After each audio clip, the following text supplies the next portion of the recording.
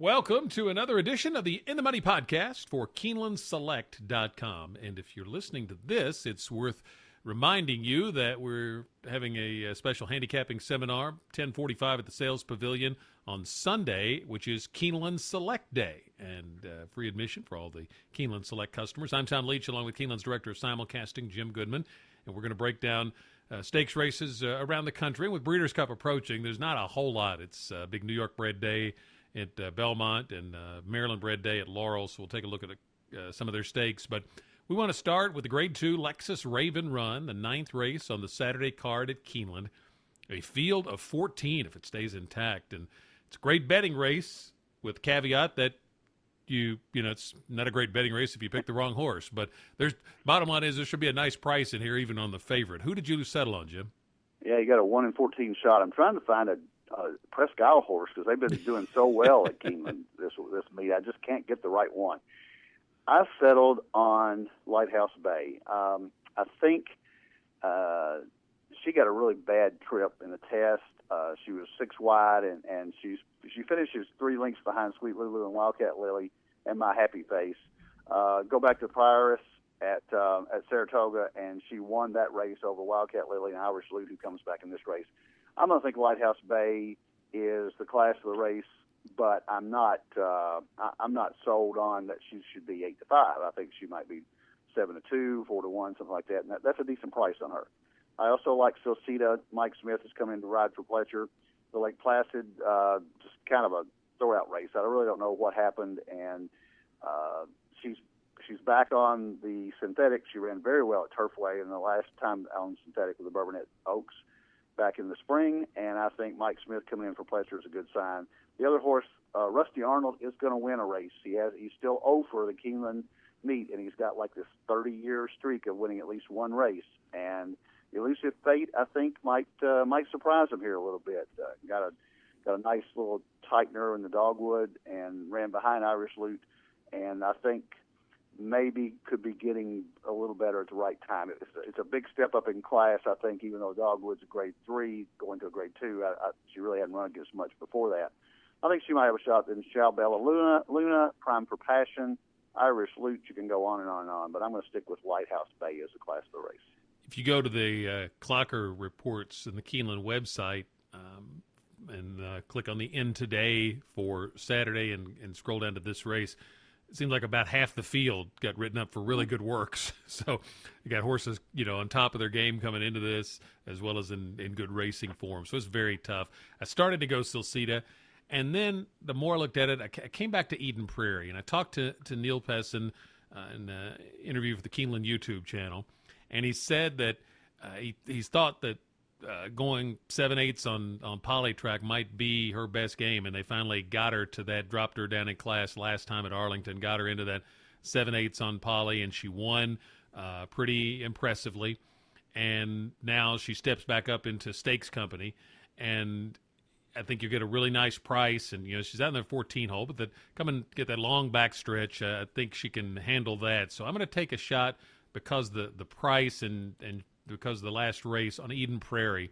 She really kept some really good company. So I'm going to take her, and then I'm going to use her in exactas, key her in exactabactas with Silcita, Exclusive Fate, Shalbella Luna, who won a stake here in the spring on the main track, and my option as well. And I'm going to take a stand against George Weaver's horse just based on, that I don't know if she'll handle the poly as well, but obviously, Grade 1 winners hard to overlook in here. So you might want to include her in your exactas as well. I didn't for my purposes, but certainly worth taking a look at. Now let's go to the late pick 4 for Saturday. Starts in the 7th race, and I certainly spread in the Raven Run leg. I started out in the first leg, and I took 4 horses. The horse I picked for the website blog was Party Now. Shug McGahee, when he debuts horses at 7 furlongs, they seem to be a little more well-meant than when he debuts at 6. And he's got a pretty high percentage in synthetic surface races. Got his first winner earlier this week of this fall meet at Keeneland. So I'm going to take that one my pick, but I'm also going to use 9, 12, and 11. I'm going to single One Golden Road in the second leg. for the Ramseys. I like this horse on opening weekend and got into trouble and just barely got beat. Thought it had racing against a bias in the previous startup at Saratoga. I'm going to take the 5 horses I mentioned in the Raven Run, and then I'm going to use 3 horses, the 5, 6, and 8 in the last leg, with 44 North being the one that I would pick there. What about you? A little bit different. The first leg I would take all if I could afford it, because who knows, the maiden special weight, and there's a couple of horses in here. I wouldn't take Derby Doll because she's proven she can't win in 5 starts. So, but the others I would take Lady Marion, Auriferous, Party Now, Poppy's Dream, Easy Chair, and Ozha, with a little bit of a lean toward Ozha, because she did show a little bit of speed first time out at Keeneland, and breaking from the one hole, maybe she might be the pace setter here. But I would go 6 deep here. In the second race where you singled, I'd go Signature Event, Happy Fellow, River Lemon, and 1 Golden Road. I would go 4 deep. I'm going to take a stand on Lighthouse Bay in the 9th.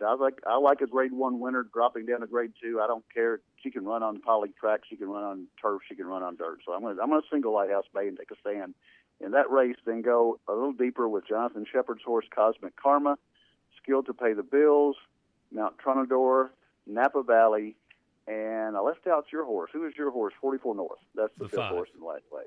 Yeah, the 5 horse. 5 horse. So I would include 44 North as well, but I'm going to single Lighthouse Bay and take a stand on the Grade 1 winner. And just as an example, look back, I think it was at Wednesday of this week, you had 2 heavy favorites that finished up the pick 4, but you had 2 long shots in the first 2 legs, and I think it paid 5 figures in the for $1 pick 4. Yeah, I think it was $3,750, so it's $7,500. So close to 5, yeah. Yeah, might as well be 5. Yeah, you had a comma in it. That's always good. That's right. You had a comma. It's good. Let's go to Belmont in the 10th race is the Mohawk Classic. It's their state-bred day. The Mohawk is for 3-year-olds and up, New York-breds on the turf, going a mile and a 16th. A pretty good field here, actually, and good depth. And I ended up with horse I've picked before, Not a Cat But a Llama. Tough post in the last race, and the 11 hole is not bad going a mile and 16th at Belmont because it's kind of 1.5 turns.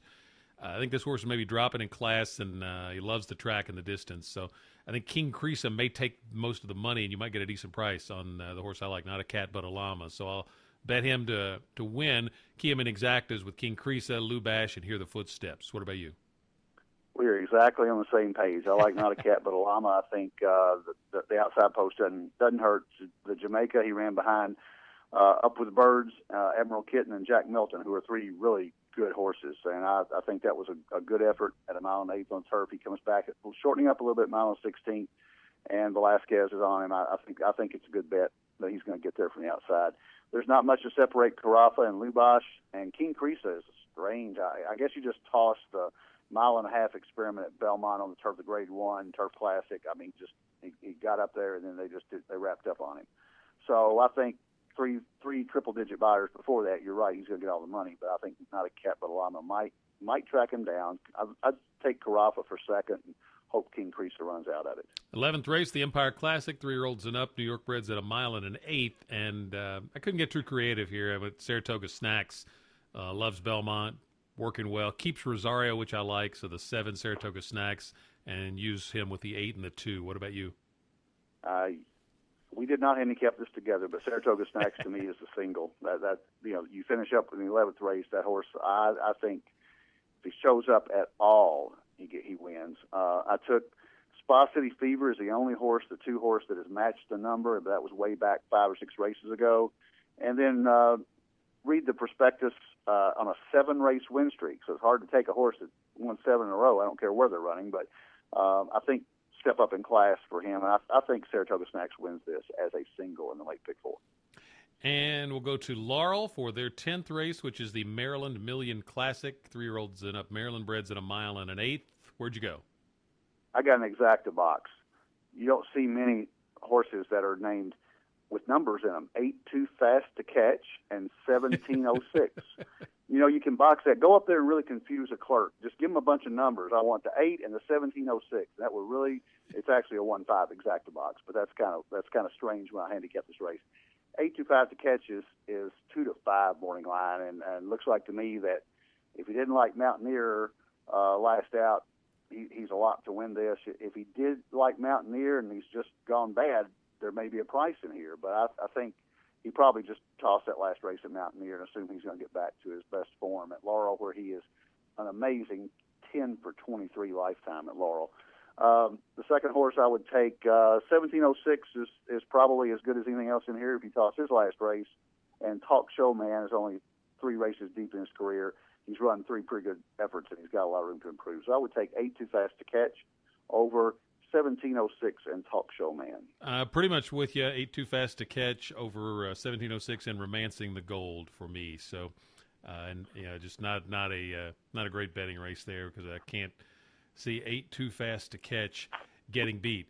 That's how it looks for a Saturday podcast. We'll have another one next Saturday, and then the big Breeders' Cup weekend that will follow that, and we'll have multiple podcasts that weekend for Friday and Saturday. But again, reminder, Keeneland Select Day on Sunday at Keeneland, and we'll be back with another edition tomorrow for the Sunday card on the In the Money podcast at KeenelandSelect.com.